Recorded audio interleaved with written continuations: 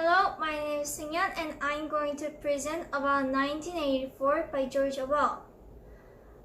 A couple of days ago, I read about this book because I have to have a presentation about it. The author of this book was George Orwell. He was a political novelist who had written about the hardships during his life. He was born in India, June 25th. 1903 and died in United Kingdom January 21st, 1950. His notable works are The Animal Farm, Burmese Days, Shooting an Elephant, and lastly, the 1984. The main character in this book is Winston Smith, who works for a party. In his times, there are telescreens watching and recording everything that people say or do. In a nutshell, people's thought was very restricted. Correspondingly, there was a thought police which imprisoned people when they were thinking unsuitable thoughts. Since he had been so confined throughout his life due to the existence of the party ruled by the Big Brother, he had been secretly against them and their policy. One day, in his working place, Winston had found a girl watching him and assumed that she was one of the members of the thought police that was sent to keep an eye on him in a systematic manner. Surprisingly, as it turned out, she had been against the party same as him. Winston and the girl Julia got to know each other and found out that they were indispensable to each other. They believed that nothing could break them apart no matter what happens. Meanwhile, Winston and Julia have met one of the inner party members, O'Brien. Winston had found him interesting because he didn't seem to obey the party. Winston and Julia have trusted O'Brien completely and told him everything they thought about the party without knowing that his genuine identity was the spy from the thought police. As a result, Winston and Julia was convicted of doing the thought crime, and the two of them got separated and sent to jail. William found out that he had been betrayed by O'Brien when O'Brien came in and interrogated him to acknowledge that he should worship the Big Brother.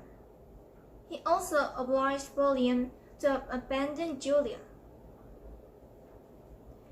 After endless torments, O'Brien demonstrated that the party had been always right, even if the facts did not match their words. Like 2 plus 2 isn't 4. When the party said that it's 5, it must be 5. This was possible because the people in this novel had no freedom to say their opinions. After O'Brien has changed the way William thinks, William was released from the jail and met Julia and found them betraying each other. And decisively, William loved the Big Brother and the party. This book is comprised of 3 parts. The first part is about Winston's private thoughts about the party. He supposes that the political works that the party is doing are preposterous because it benefits no one.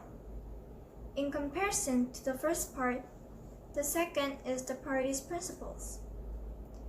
The author describes how the party is doing the politics in a wrong manner by describing that in this society, war is peace, freedom is slavery, ignorance is strength.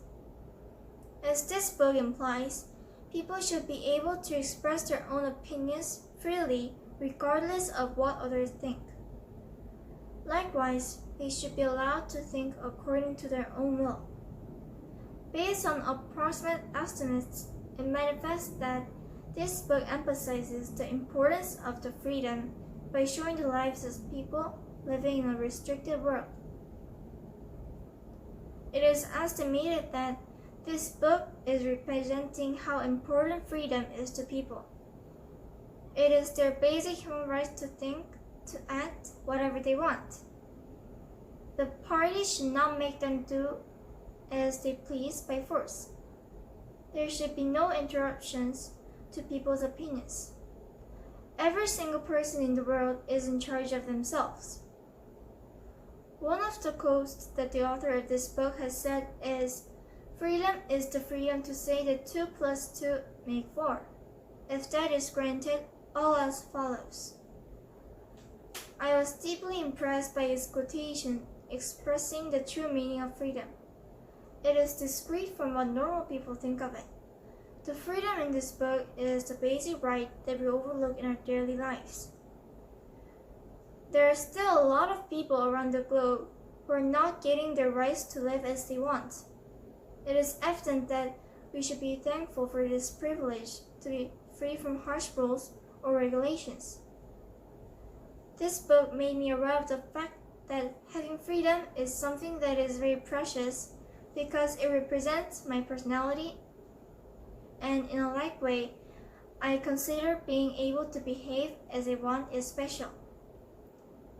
Definitively, I recommend this book to everyone that wants to contemplate about their lives and purpose. Thank you.